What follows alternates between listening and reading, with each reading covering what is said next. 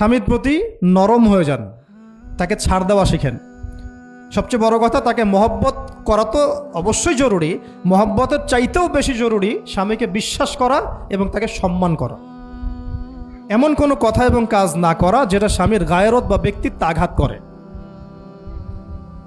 আমি পয়েন্টটা হয়তো বোঝাতে সক্ষম হয়েছি। ভালোবাসা অনেক গুরুত্বপূর্ণ বিষয়, ঠিক আছে, কিন্তু ভালোবাসা শুধুমাত্র একমাত্র গুরুত্বপূর্ণ বিষয় নয়। আরও গুরুত্বপূর্ণ বিষয় হচ্ছে বিশ্বাস, সম্মান এবং আনুগত্য। বিশ্বাস, সম্মান এবং আনুগত্য। এখন বলতে পারেন যে আমার স্বামী আমাকে অন্যায় কাজে আদেশ করলে কি আমি আনুগত্য করব? কখনোই না। যখন স্বামী আপনাকে কোরআন সুন্নাহর দিকে আপনাকে ধাবিত করবেন, তখন আপনি তার আনুগত্য করতে বাধ্য, এবং এটা আপনার জান্নাতে যাওয়ার মাধ্যম বটে।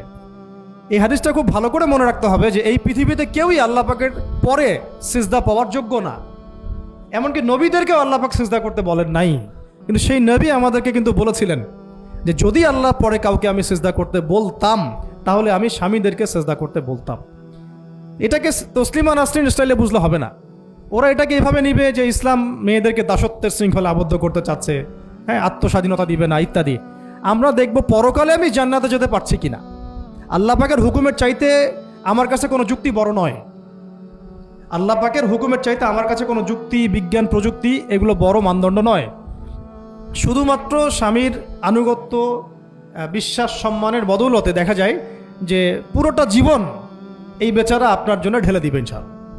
আর এই জায়গায় যদি দেখা যায় ঘাটতি থাকে, তখন কোনো কোনো ক্ষেত্রে ভালোবাসা যথেষ্ট হয়ে ওঠে না। এবং আপনারা জানেন এই শহরে ডিভোর্সের সংখ্যা দিন দিন বাড়ছে। কেন? এইগুলো মেজর কারণ আছে। হ্যাঁ, আমি বলছি না যে সব ছেলেই একেবারে পারফেক্ট, কখনোই না। ছেলেরাও যেমন সাহাবী না, মেয়েরাও সেরকম মহিলা সাহাবী না। কিন্তু সবর, আনুগত্য, নরম কোমলতার কোনো বিকল্প নাই। উভয় পক্ষের জন্যই নসিহতগুলো আর কি, স্বামীর জন্য এবং স্ত্রীর জন্য।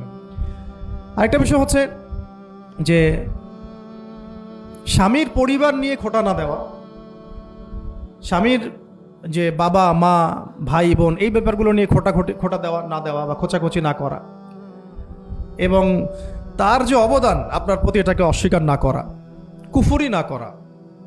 একটা হাদিসের মধ্যে নবী সাল্লাল্লাহু আলাইহি ওয়াসাল্লাম কিন্তু বলেছেন যে বেশিরভাগ নারীর জাহান্নামে যাওয়ার কারণ কি? সাহাবীরা জিজ্ঞাসা করেছিলেন, তিনি বলেছেন তারা কুফরি করে।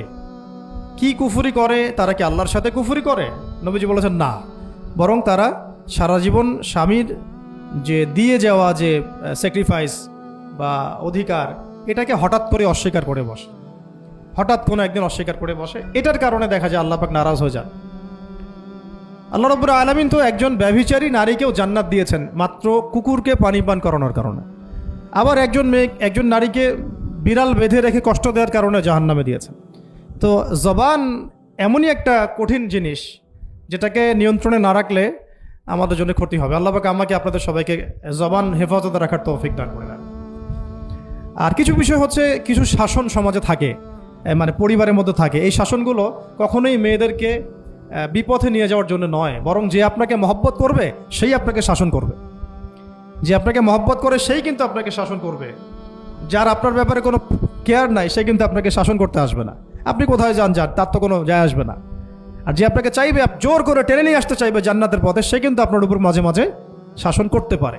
ওই অধিকারটুকু দিতে হবে। আর আমাদের মেয়েদেরকে ওই মেজাজেও তৈরি করতে হবে। তো পারিবারিক বিষয়গুলোর ক্ষেত্রে আসছিলাম, এটা একটু পরে আবার আসতেছি ইনশাআল্লাহ, যে ইলমের সাথে আমলটা খুব জরুরি। এবং আমলের ক্ষেত্রে শুধু নামাজ, রোজা, হজ, যাকাত এটাকে আমি মিন করছি না। মিন করছি যে আমার বাবার সাথে সম্পর্ক, মায়ের সাথে সম্পর্ক, আত্মীয়দের হক আদায় করছি কিনা, প্রতিবেশীর সাথে রিলেশন ঠিক আছে কিনা, এবং স্পেশালি পরিবারের স্বামীর সাথে আমার এই বিষয়গুলো ঠিক আছে কিনা। তো এগুলো যদি ঠিক থাকে, অল্প আমল যথেষ্ট হয়ে যাবে ইনশাআল্লাহ তাআলা। আল্লাহ পাক আমাদেরকে ইলম অনুযায়ী আমল করার তৌফিক দান করেন, আমিন।